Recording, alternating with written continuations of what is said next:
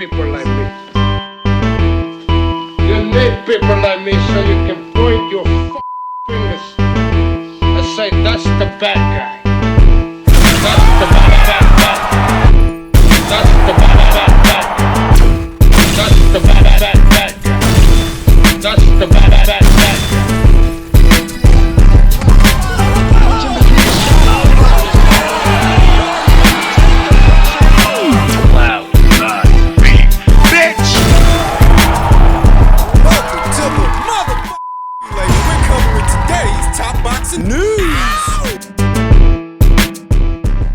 Okay, we'll start with this. It will be super entertaining. Michaela Mayer looks forward to Chantel Cameron fight what looks to be her MVP debut now that she's signed to the promotional banner.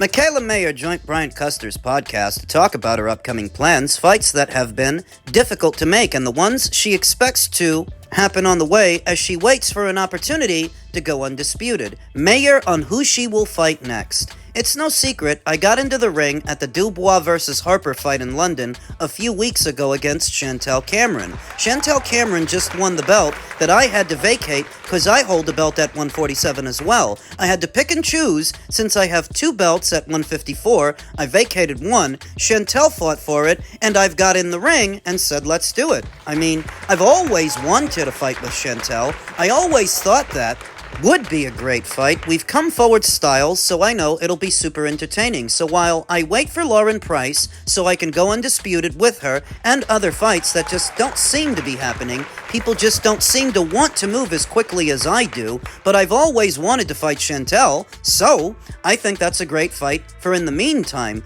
And if she thinks she'll get a Price fight this year, I don't know. I really don't know. We've been trying to negotiate with her and Ben Shalom and all these for so long, and we have a whole date. Everything was negotiated for her to come out. I was surprised they agreed to send Lauren out here to Vegas. It was supposed to happen last July. It was the last fight Top Rank had on ESPN. The last fight Boxer had on Sky Sports. And so, we had the money behind it to do it, and I don't know what happened. I don't know if Ben Shalom wasn't including Lauren in negotiations, but she decided, I'm not doing that. Since then, we just haven't been able to come to a deal. What I think happened? Ben told Lauren not to do it. So close to the end of their Sky Sports deal, Ben and Boxer would have needed Lauren to stay a champion and stay unbeaten. Ben is not a gambler, and he's not big on rolling the dice. Least of all, at the very end of the Sky Sports deal, where very soon you're going to have to shop yourself around and your fighters to a new network. Bottom line, I think Ben told Lauren not to do it, and a whole year later, she still doesn't want to do it. Claiming that she's going to move up to fight Clarissa Shields? We'll see about that. I mean, if you balked on a Michaela Mayer fight, it's hard to believe you're going to take on an even more dangerous fight with Clarissa, especially looking how she looked against Stephanie Pinedo. It's a little hard to believe. Moving on, the potential for a Clarissa Shields fight. It's a very possible fight. I've never been hard to make fights with, so I'm here for it. The biggest issue right now is her making her way down to 160. So when she does that, let's go. Oh, well, that could take a while. Thus, making the fight could take a while. On Alicia Baumgartner's latest performance and wanting a rematch,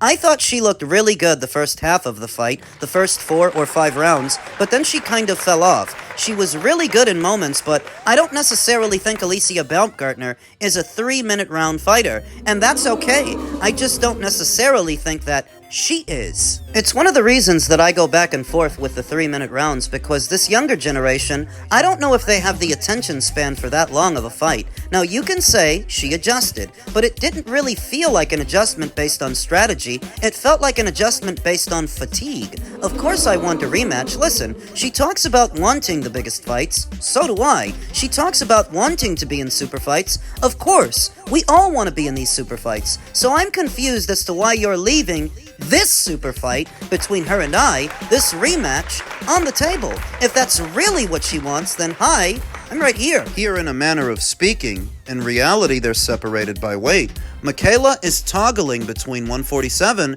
and 154, where Alicia is still at 130. So we're definitely not on the eve of that rematch, and I've seen no interest from Alicia in doing one, even though the fans want it. bout gotten a rematch isn't about to happen, or the Lauren Price fight, or the Clarissa Shields showdown, but the one fight that might, the one that can, is the Chantel Cameron fight. It's just a question of at what weight do you want to do it. If you do it at 154, it'll be for 3 of the 4 major titles at that weight, where both Michaela and Chantel have a belt.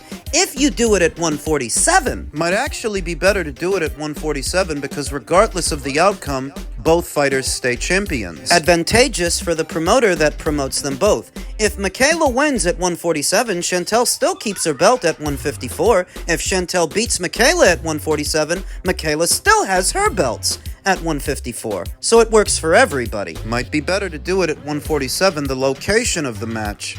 You could do it in the UK or the US. MVP's got broadcast partners on both sides of the Atlantic Ocean as far as the outcome, whether it's at 147 or 154, in the UK or the US. I believe Michaela Mayer would outdog Chantel Cameron, which is saying a lot, because Chantel's got a dog in her. She's a rough and rugged fighter, very aggressive, but so is Michaela. I believe that Michaela could beat Chantel Cameron in such a way that Chantel has never been beaten. She's never been beaten up or overpowered by an opponent, but I think Michaela could do that. It'd be a barn burner. It would be an all-action shootout, just like Michaela described. But on either side of the Atlantic Ocean, I think Michaela wins that fight. She's really been leaning into this pressure fighting style of hers. It suits her with the added weight. So let's see how long it takes the people at MVP to put this one together. Pelea en septiembre por el título mundial, después tendrá un par de peleas y él tendrá la opción. Él tiene muchas opciones. Benavides, Charlo, una revancha con Crawford que se retiró cobardemente, Bivol, Beterbiev. Hay mucha oportunidad de peleas importantes, pero él está en una posición en la que él puede decidir. Él le ha dado mucho al boxeo, hay que respetarlo, hay que valorarlo de esa manera y ya veremos qué viene. For those not familiar with the language, unable to catch it, President of the World Boxing Council Mauricio Sulaiman said that Terence Crawford retired like a coward, while giving an overview of Canelo Alvarez's next steps and his options beyond September. For all he's accomplished, Mauricio says that you do have to respect Canelo Alvarez, where he seems to not respect Terence Crawford, Terence who beat him. Because you don't have to respect him for all that he's accomplished, beating your golden goose? Let's just call a spade, ladies and gentlemen. Mauricio Sulaiman is still raw about Terence Crawford not kicking out $300,000 for a belt he wasn't going to keep anyway. And if Mauricio Sulaiman were smart, he would have left it at that. He would have left it there. You could have surmised it as such, that maybe a part of the reason Terence didn't give you that money is because he was contemplating retirement. So why would he kick out that amount of money for a belt he knew he wasn't going to keep? However, it happened in the moment, and the money that you didn't get, you saw what he ended up doing. And hindsight is 2020. He ended up retiring after the Canelo fight. So why would he have paid you? Why are you mad? You're not supposed to be. You're supposed to be impartial. You're not actually supposed to be as invested in Canelo Alvarez as you are. You could chalk up the World Boxing Council as being another arm of promotion for Canelo, because nothing would please them more than to put the belt back in Canelo Alvarez's hands, who's still coming off a loss to Terence and who I still respect. I'm a fan of him, but watching Mauricio grovel at his feet the way that he does when he's supposed to be impartial, it's disgusting. He didn't say it in English. He said it in Spanish, knowing that in doing so, you're not going to get as much pushback. You're not going to get as much backlash for calling one of the most decorated fighters the sport has seen in recent memory a coward. You don't think you're a little bit out of line saying something like that? See, Nick Khan at the hearing yesterday doesn't really need to do much or say much to make the World Boxing Council look bad. Mauricio does a great job of that, all by himself.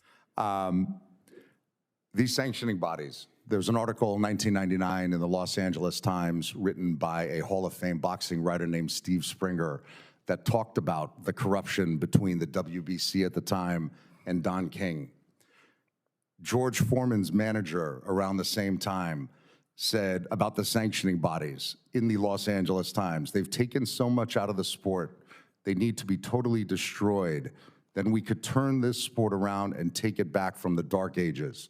The Crawford-Canelo fight, which Senator Rosen referenced, that was for the 4 different super middleweight sanctioning body belts. Terence Crawford won the fight by unanimous decision. The WBC then stripped him of that title for refusing to pay a $300,000 fee for the honor of having that belt. Chairman Cruz, said earlier about the Los Angeles Dodgers being the World Series champions.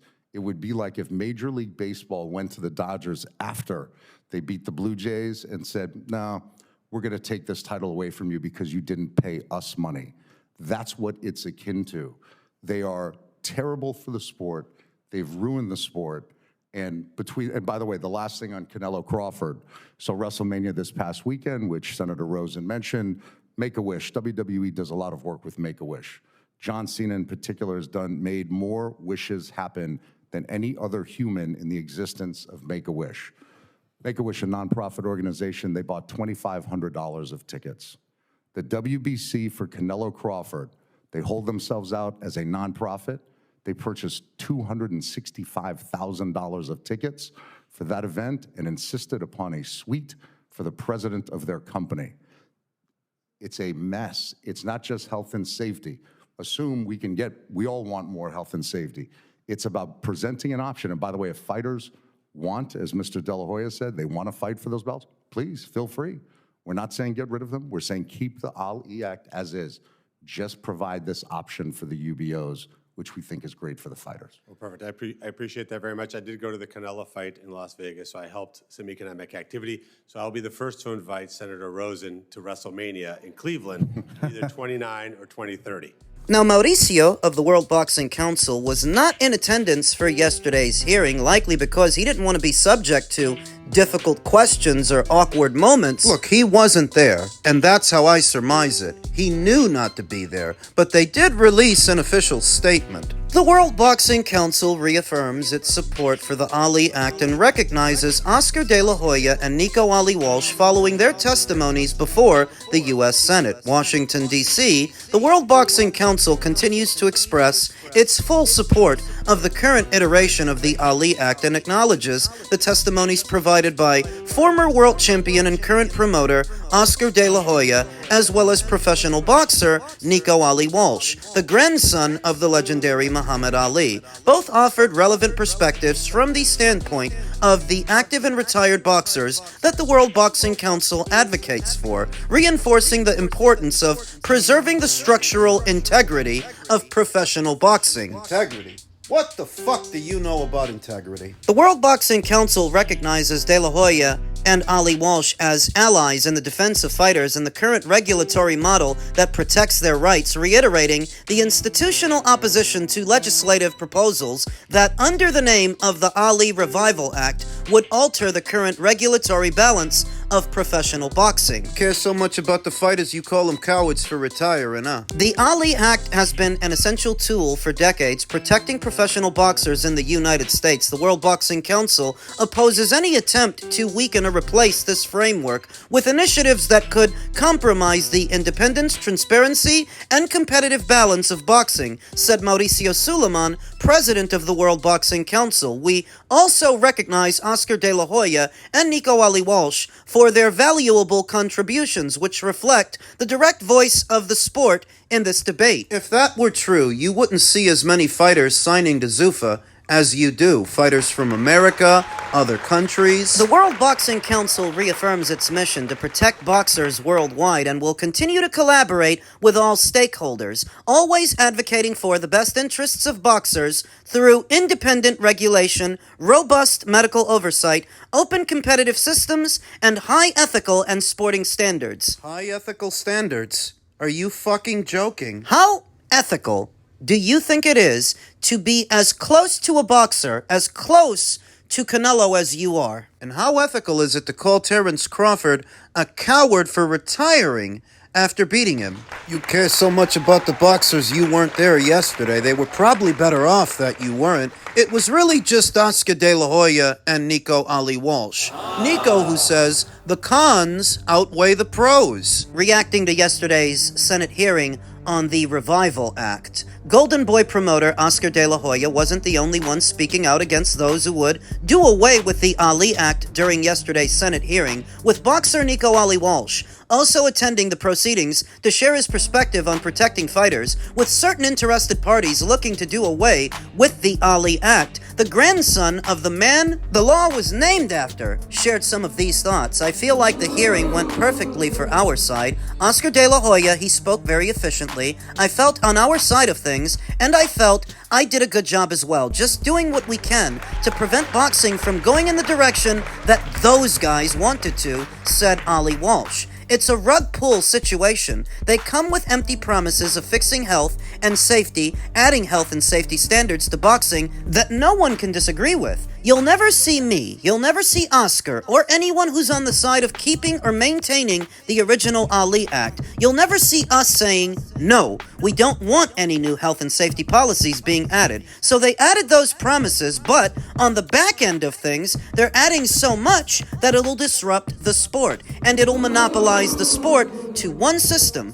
The cons outweigh the pros tremendously. Yeah, Nico, I think you're giving them a little bit too much credit. I don't think Zuffa, for all of their resources, have the ingredients to monopolize boxing. Some of the safety things, some of the health things they want to add, more testing, more medical staff on standby at the ring, those kinds of things, that's great. There's no problem with that, but it shouldn't come at the expense of fighters on the back end. What expense is this kid talking about? They're giving you a second option. You can go the alphabet route, the traditional route, or you can try a UBO. There's no problem with that, but it shouldn't come at the expense of fighters on the back end losing all of our rights with money and everything else. What fucking money are you talking about? Endorsements? Sponsorships? What endorsements and sponsorships do you think a Sergey Boachuk had before he signed to Zuffa, or Rayo Valenzuela, or any of those fighters in their stable? What do you think? That the sport is teeming with fighters that have big brand deals and endorsements?